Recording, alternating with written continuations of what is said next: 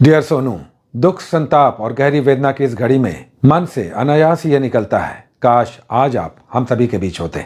शासन, प्रशासन, आयोग की बेरुखी से आप इतने व्यथित ना होते, इतना बड़ा फैसला ना लेते, बल्कि आप अपने जैसे न जाने कितने सोनू और सोनियों को बिहार लोक सेवा आयोग के विरुद्ध चल रहे इस आंदोलन में अपना समर्थन देते, उनके संकल्प को मजबूती देते, उनके साथ कदम से कदम मिलाकर इस आंदोलन को सफल बनाने में अपनी महती भूमिका सिद्ध करते।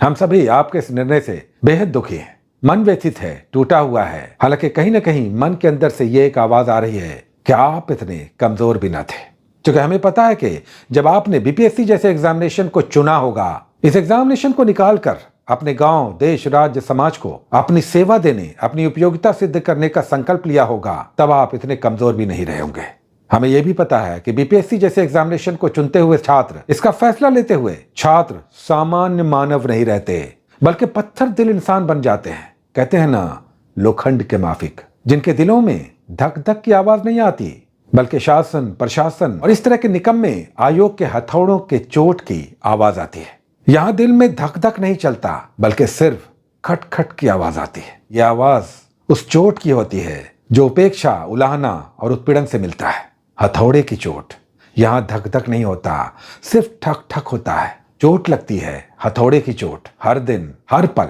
इस निर्दयी आयोग, इस प्रशासन और इस पुलिसिया कार्रवाई के बाद, जिसमें संवेदनशीलता लगभग समाप्त हो चुकी है, जो छात्रों की परेशानियों को नहीं समझते, उनके लंबे संघर्ष को नहीं जानते, उनके पीछे उम्मीदों के पहाड़, एवरेस्ट जैसे पहाड़ और आकाश को छू लेने के सपने, तारों को तोड़ लाने की संकल्प शक्ति नहीं दिखती।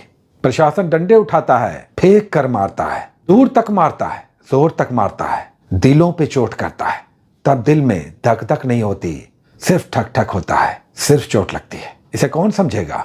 सोनू, आपने शायद इस चोट को बर्दाश्त करते करते इसके जख्मों से आप घायल हो गए थे। उम्मीदों का पहाड़, सपनों की उड़ान, जिस पर बिहार लोक सेवा आयोग जैसी संस्था कुठाराघात करती है, आप शायद थक गए थे, टूट गए थे।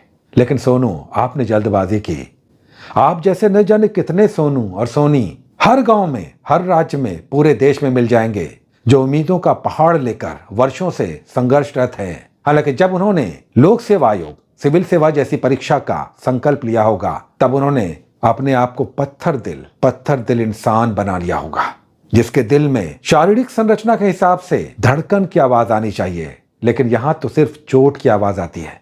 जहां हर साल परीक्षाएं होती हैं, इस परीक्षा में न जाने कितने घपले घोटाले होते हैं। हर साल उम्मीदों का पहाड़ धाराशायी हो जाता है, जमींदोज हो जाता है, सपने टूटते हैं, चकनाचूर हो जाते हैं। लेकिन सोनू, आपको पता है कि आप जैसे न जाने कितने सोनू इस हर साल, इस हर पल चोट को सहते हुए अभी भी दृढ़ संकल्पित हैं। वे दुनिया को छोड़कर नहीं जाएंगे। वो व्यवस्था की, प्रशासन के छक्के छुड़ाएंगे। वो हर दिन चोट खाएंगे, लेकिन हर दिन लड़ेंगे, हर दिन फ्रंट पे आएंगे। बीपीएससी जैसे एग्जामिनेशन की तैयारी करने वाले छात्र कमजोर नहीं हो सकते। उन्होंने अपने दिल को पत्थर का, लोहे जैसा कड़ा बना लिया है। करे प्रशासन कार्रवाई, चलाए डंडे, चलाए गोलियां, सीने पे सहेंगे, क्योंकि इस सीने में अब दिल नहीं धड़कता, सिर्फ चोट की आवाज आती है। ऐसे न जाने कितने सोनू अपने घरों में अपने माँ बाप की उम्मीदों का पहाड़ लेकर, उनके आंसुओं के समंदर बन जाने की विशालता को अपने अंदर समाकर, भूखे रहकर, 3 टाइम की जगह 2 टाइम खाकर, हाड़ कपाते ठंडक में, खुले मैदानों में, पेड़ों के नीचे, छतों पर बैठकर दिन रात एक करते हुए उसका पीछा कर रहे हैं। संकल्प उन्होंने लिया है और वे उसे एक दिन जरूर लेंगे। सोनू, आपने जल्दबाजी कर दी। आप इतने कमजोर नहीं थे, आप बिल्कुल इतने कमजोर नहीं थे। आपने बीपीएससी जैसी परीक्षा को चुना और उसका पीछा किया। मेरा अनुमान यह भी है कि यह परीक्षा आपकी पहली परीक्षा नहीं रही होगी, बल्कि आप सालों से इस परीक्षा की तैयारी कर रहे होंगे, और तब ही अपने इस लंबे संघर्षपूर्ण जीवन में कभी न हारने वाली इच्छा शक्ति को दिखा रहे होंगे। लेकिन आप अपनी कमजोरी के कारण नहीं, बल्कि व्यवस्था दोष के कारण आप हार गए, कमजोर पड़ गए। हम कहेंगे यहां पर आप कमजोर पड़ गए, अपनी इच्छा शक्ति के कारण नहीं, बल्कि शासन, प्रशासन और आयोग की बेरुखी के कारण, उसकी उपेक्षा के कारण, उसकी संवेदनहीनता के कारण। लेकिन सोनू, आपने देखा होगा उस गर्दनी बाग में, जहां धरना स्थल पर सैकड़ों, हजारों सोनू और सोनी दिन रात डटे हुए हैं। उनमें से भी कई सारे सोनू हैं, कई सारी सोनिया हैं, जिनके भी अपने सपने हैं, जो वर्षों से इस एग्जामिनेशन का पीछा कर रहे हैं या कर रही हैं। लेकिन उन्होंने हार नहीं मानी है, और मेरा समर्थन है आप सभी को कि आपको हार नहीं मानना है।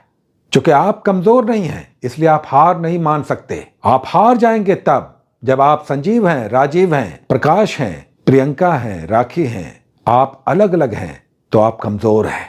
आप जहां पर भी हैं, सबसे पहले अपने आप को एकजुट कीजिए।